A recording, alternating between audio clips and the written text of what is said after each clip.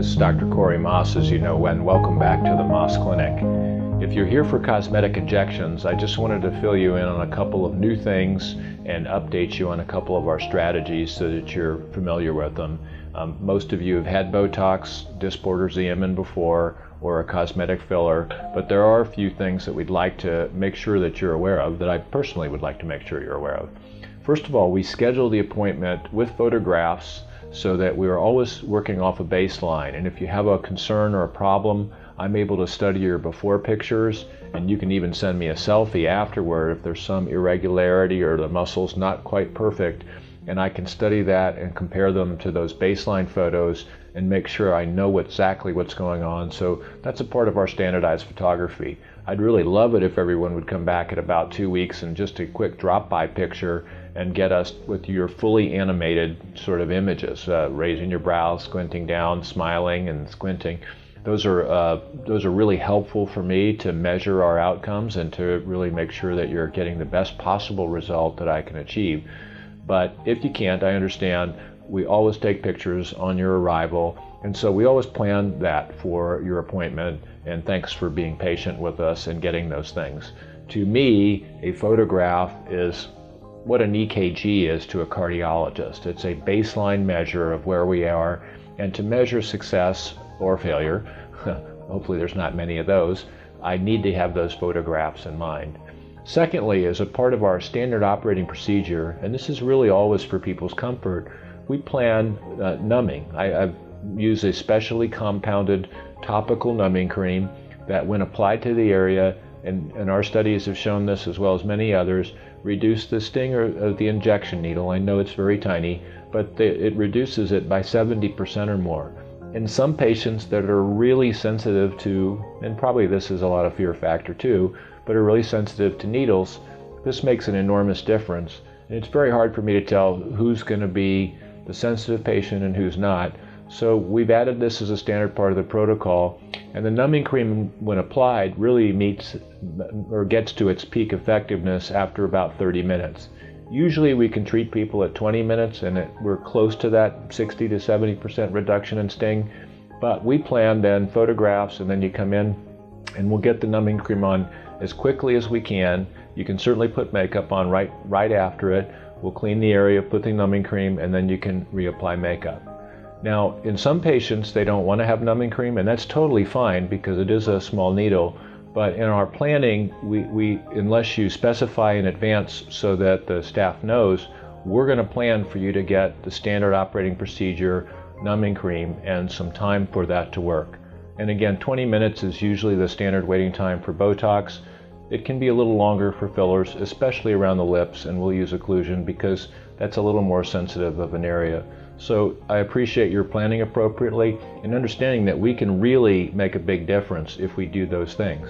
The last is, and I just again want to thank you for remembering, avoiding aspirin, non-steroidal anti-inflammatories like Advil, Aleve, Motrin, ibuprofen, all those will take the chance of your having what would be a tiny little dot bruise into a bigger bruise that's very noticeable and make it very, very small, especially with Botox, Dysport, or Xeomin. And I think that's important because I want you to have 0 bruises. With fillers, of course, it's a little different. Again, all of those things are really important in fillers because the chance of bruising is obviously higher when we're doing fillers than when we do Botox. When we do the fine lines treatment, if you're here for a fine lines treatment, the little etched lines around the lips, the cheek area, or other zones, everybody has tiny little dot bruises, is what I call them. And they're certainly just dots as long as you're not taking the non-steroidal anti-inflammatory medicines. So please make sure, just as a reminder, even though you're here today and getting a treatment today, that you're avoiding it for the next treatment if you didn't do it for today's. So I wanted to outline those standard operating formats. We might even take a picture of you today after this treatment if you're getting a filler because the results are immediate.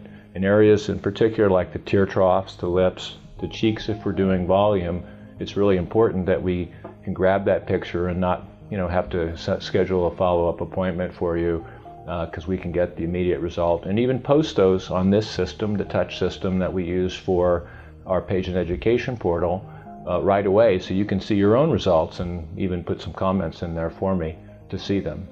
The last thing I wanted to do is update you and just talk a little bit about the Botox line of products. Botox, Dysport, and Xeomin are the three products that we can choose. I've kind of dropped Xeomin off at the current time because Xeomin's dosing per price is not quite as good as I think Dysport and Botox are. Really, at the dose that I use with Dysport, Botox and Dysport are at the exact same price. You may not read online that Dysport is less expensive. Well, it's only less expensive if you use a smaller number of units than what I use. At the number of units that I use a 3-to-1 ratio, or 60 units of Dysport, the same as 20 of Botox. They're roughly the same cost, and so it's really your choice. And really, I'd like to have everybody try both to see which works better for them.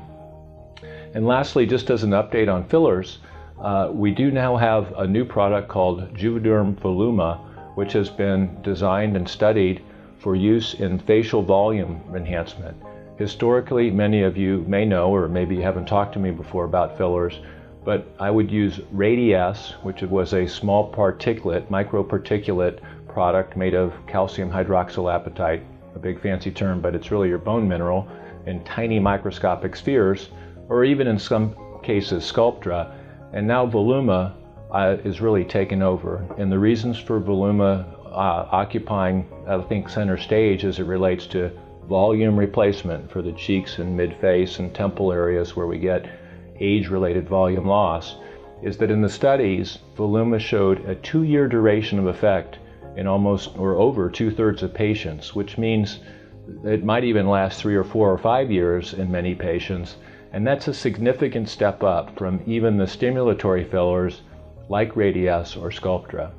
So again, this is a special message thanking my cosmetic injection patients for being here, explaining a little bit about how we look at your appointment today, thanking you for being patient with us on photographs, on our strategies for numbing and making it more comfortable, and in some cases we'll do icing in addition to the topical numbing, and inviting your feedback. I want you to have a good experience.